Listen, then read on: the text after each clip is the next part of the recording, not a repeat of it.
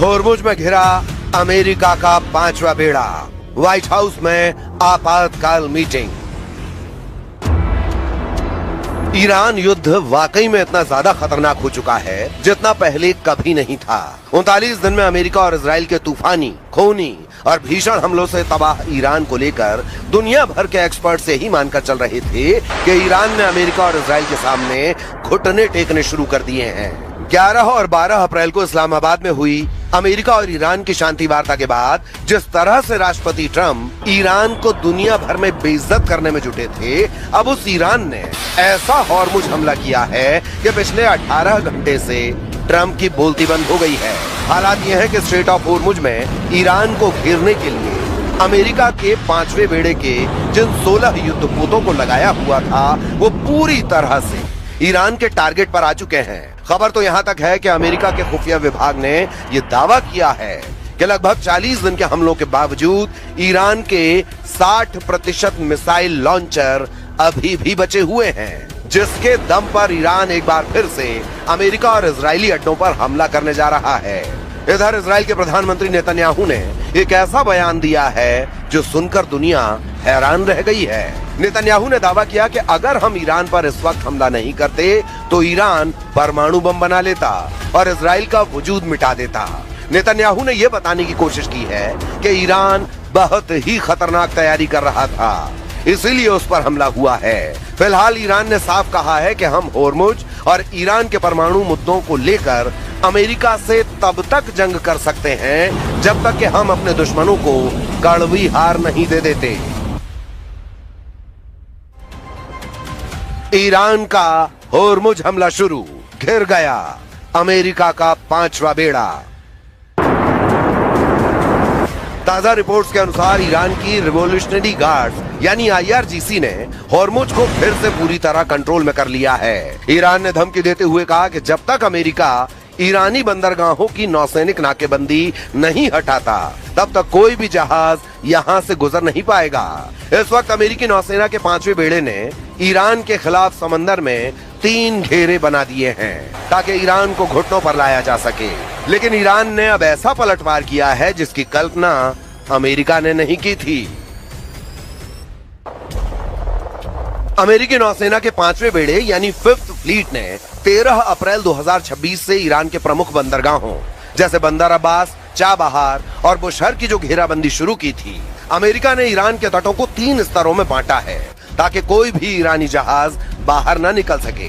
पहली परत outer ring, विमान वाहक पोत USS अब्राहम लिंकन और उसके स्ट्राइक ग्रुप के युद्धपोत जो लंबी दूरी की मिसाइलों और विमानों से निगरानी कर रहे हैं। दूसरी परत मिडिल रिंग, अर्ली बर्ग क्लास के गाइडेड मिसाइल डिस्ट्रॉयर्स जो किसी भी संदिग्ध हलचल को रोकने के लिए तैनात हैं। तीसरी परत कोस्टल रिंग, मानव रहित समुद्री ड्रोन और छोटे पेट्रोल वेसल्स जो सीधे ईरान के बंदरगाहों के मुहाने पर नजर रखे हुए हैं। अब ईरान ने इस घेराबंदी को तोड़ने के लिए अपनी पारंपरिक नौसेना के बजाय असममित रणनीति का इस्तेमाल शुरू कर दिया है। ईरान ने इस अभेद्य घेरे को तोड़ने के लिए हमले के लिए मास्टर स्ट्रोक प्लान बना लिया है।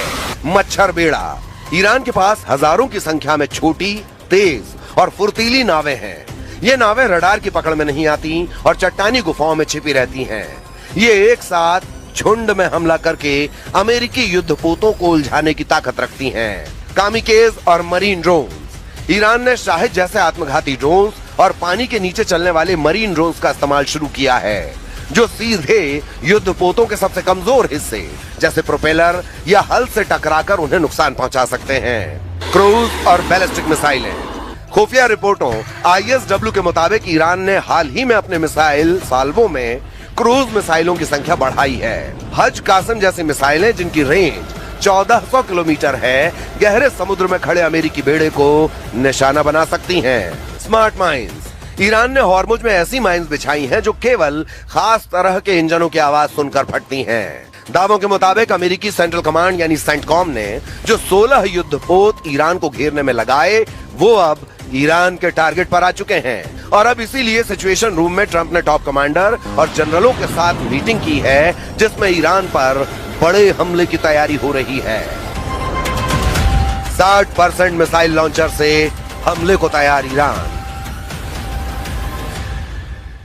بدون شک اصلا نفذ مذاکره مال این است که خلاصه طرفین به یک تفاهمی برسن، ولی ما در حقیقت اون چیزی که برای ما اصل بوده این بوده که این بی‌اعتمادی همون نکته‌ای که اشاره کردم، ما حسن نیت داریم.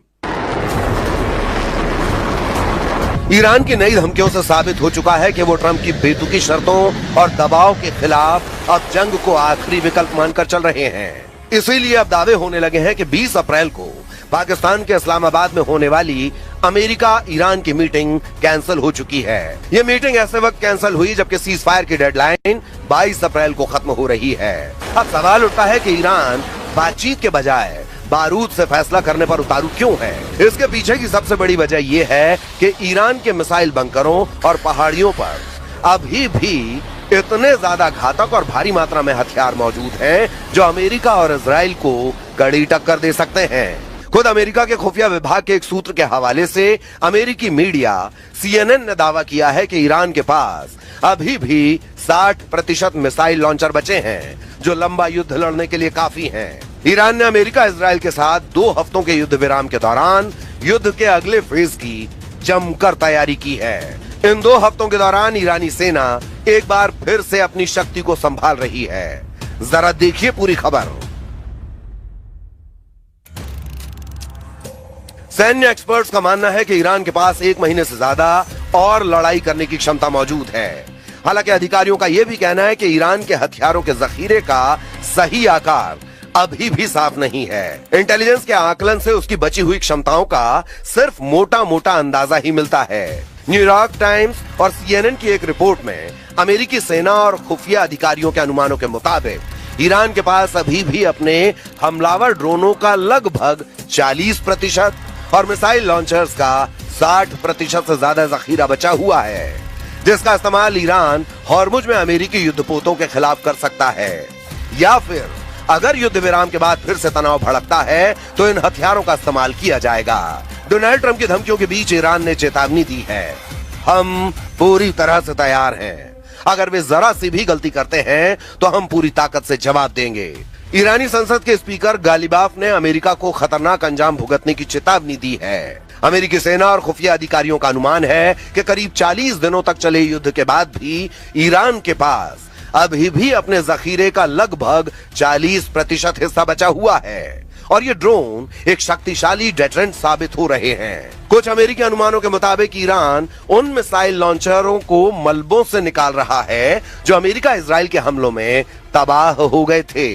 उन जगहों की तेजी से खुदाई की जा रही है। जब ये काम हो जाएंगे तो ईरान के मिसाइल लॉन्चरों का जखीरा करीब 70% तक पहुंच जाएगा। यानी युद्ध से पहले ईरान के पास जितने मिसाइल लॉन्चर थे उसका 70% हिस्सा उसके पास 40 दिनों के युद्ध के बाद भी रहेगा। ईरान के पास मिसाइलों की भी काफी क्षमताएं अभी भी मौजूद हैं। संघर्ष विराम के समय उसने लगभग 100 ऐसे सिस्टम बरामद किए जिन्हें गुफाओं और बंकरों में छिपा कर रखा गया था, जिससे उसके चालू लॉन्चरों की संख्या बढ़कर युद्ध पूर्व के स्तर लगभग 60% तक पहुंच गई है।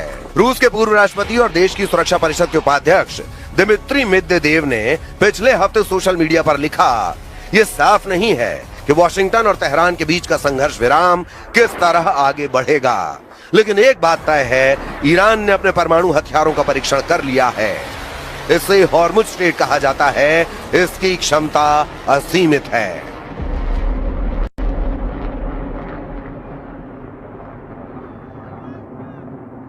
باید اون رویکرد گفتگوی خودشون رو از یک جانبه‌گری و روحیه‌ای که بخوان یه چیزی رو بر ما تحمیل بکنن از این دست بردارن و تجربه کردن که چنین چیزی اتفاق نمیفته. हॉर्मुज में लंबी जंग को तैयार ईरान, चीनी सैटेलाइट निशाना अमेरिकी अड्डे। जब से अमेरिका ने चारों तरफ से हॉर्मुज की नाकेबंदी की है, उसके बाद से ईरान ने रूस और चीन के साथ मिलकर ऐसी जंग की तैयारी कर ली है जो अमेरिका के लिए मौत का भंवर साबित हो सकता है। अमेरिका के साथ जंग में ईरान ने जितना खेला किया है उसमें चीनी सैटेलाइट का एक बहुत बड़ा हाथ सामने आया है। ईरान ने मौजूदा जंग के दौरान पूरे मिडिल ईस्ट में अमेरिका के सैन्य ठिकानों की पोजीशन को ट्रैक करने के लिए चीन के बने एक सैटेलाइट का इस्तेमाल किया है और इसे उसने पिछले साल चुपके से हासिल किया था।